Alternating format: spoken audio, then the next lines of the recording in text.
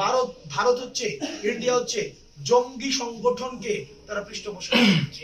শেখ হাসিনা অবশ্যই বাংলাদেশে আসবে, তবে বিচারের জন্য আসবে। স্বাভাবিকভাবে এই যে বাংলাদেশকে ভারত দেখতো 8 সিস্টার হিসেবে, যে তাদের 7 সিস্টারের পাশাপাশি বাংলাদেশটা হচ্ছে কি 8 সিস্টার। রাষ্ট্রের বৃহৎ যেই লক্ষ্য, জনমানুষের আকাঙ্ক্ষাকে বৃদ্ধাঙ্গুলি দেখিয়ে তারা মামলা বাণিজ্য মেতে রয়েছে। তারা মামলা দিচ্ছে, মামলা দিয়ে তারা হচ্ছে সিক্রেট করে তাদেরকে ডেকে নিয়ে এসে 5 লাখ 10 লাখ 20 লাখে দফা দফা করে আবার এই মামলা থেকে বের করে দিচ্ছে। তারাও হচ্ছে প্রকারান্তরে পেসিভ ভাবে এই বাংলাদেশের শত্রু। তারা এই মামলা বাণিজ্যের মধ্য দিয়ে আমাদের যে লড়াই সংগ্রাম, আমাদের যে ছাত্র নাগরিকের একটা আশা আকাঙ্ক্ষার যে বাংলাদেশ গঠন করার জন্য আমরা লড়াই নেমেছি, সেটির বিপক্ষে তারা এখন অবস্থান নিয়েছে।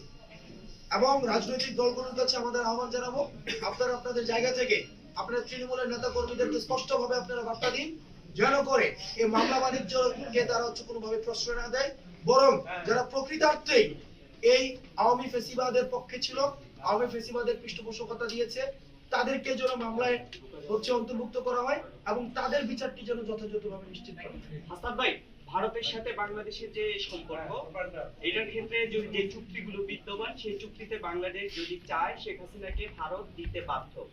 এই মুহূর্তে আসলে ভারত যে উস্কানিগুলো নিজ উদ্যোগে দিচ্ছে, সেটার উদ্দেশ্য কি আসলে শেখ হাসিনাকে বাংলাদেশে ফেরত পাঠাতে না হয়, সেজন্য কি বাংলাদেশ ভারতের সম্পর্কটা থেকে একটা বৈরীভাব তৈরির চেষ্টা করছে কিনা ভারত? দেখেন, বাংলাদেশ এবং ভারত স্বাভাবিকভাবে এই যে বাংলাদেশকে ভারত দেখতো 8 সিস্টার হিসেবে, যে তাদের 7 সিস্টারের পাশাপাশি বাংলাদেশটা হচ্ছে কি 8 সিস্টার। আপনারা দেখেন, ভারতের কোন পার্শ্ববর্তী দেশের সাথে তাদের ভালো সম্পর্ক নেই। তারা মালদ্বীপ থেকে উৎখাত হয়েছে, তারা শ্রীলঙ্কা থেকে উৎখাত হয়েছে, তারা হচ্ছে ভুটান থেকে উৎখাত হয়েছে, নেপাল থেকে উৎখাত হয়েছে, এবং তারা আমার মনে হয় 71 পরবর্তীতে বা 66 পরবর্তীতে সবচেয়ে বড় ভারতের যদি কোনো ফেইলিয়ার হয়ে থাকে, সেটা হচ্ছে 24-এ বাংলাদেশ থেকে উৎখাত হওয়া। ভারতকে আমরা বারবার বলছি, তারা যদি মনে করে থাকে তো ভারতের সমস্যাটা কোথায়? ভারতের সমস্যাটা বিষয়টা এমন না আমাদের তাদের সাথে কোনো ধর্মীয় কোনো ধরনের ক্ল্যাশ রয়েছে। তারা এটাকে সবসময় ধর্মীয় অ্যাঙ্গেল থেকে দেখতে চায়। যদি তাদের সাথে কোনো ধর্মীয় ক্ল্যাশই থাকতো, তাহলে তাদের সবচেয়ে বড় বন্ধু হতো তাদের পার্শ্ববর্তী দেশ নেপাল। কারণ নেপালে হচ্ছে 81% সংখ্যাগরিষ্ঠ হিন্দু। সুতরাং কিন্তু নেপালের সাথে তাদের সবচেয়ে বেশি শত্রু। তো সুতরাং তাদের সাথে যে আমাদের প্রবলেমের জায়গাটা, সেটা হচ্ছে ভারতের আধিপত্যবাদ নীতি।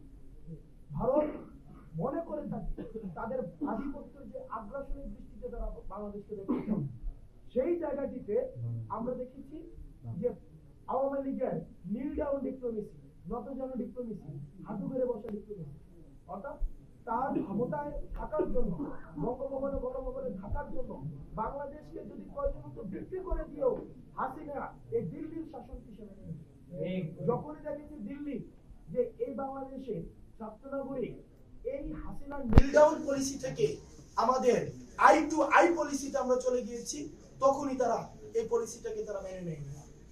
এখন ভারত যতই চেষ্টা করুক না কেন, তারা ভারতের আধিপত্য আগ্রাসনকে আমরা হচ্ছে ওয়েলকাম জানাবো। সেই চিন্তা থেকে তারা বের হয়ে আসতে হবে।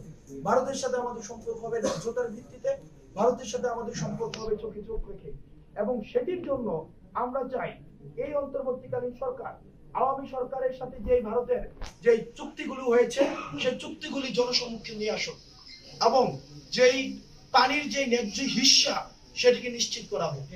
এবং আমরা চাই ভারতের সাথে আমাদের রাষ্ট্রের সাথে রাষ্ট্রের সম্পর্ক হোক, জনগণের সাথে জনগণের সম্পর্ক হোক। ভারতের সাথে আওয়ামী লীগের সম্পর্ক যেটি এতদিন চলে আসছে, সেটিকে আমাদের অতীত করতে হবে। শেখ হাসিনাকে ফেরত দিতে বলবেন কিনা? শেখ হাসিনা অবশ্যই বাংলাদেশে আসবে, তবে বিচারের জন্য আসবে। গণহত্যার যে কাঠগড়ায় তাকে দাঁড়াতে হবে, তার বিচার নিশ্চিত করার জন্য হাসিনাকে অবশ্যই ফিরতে হবে।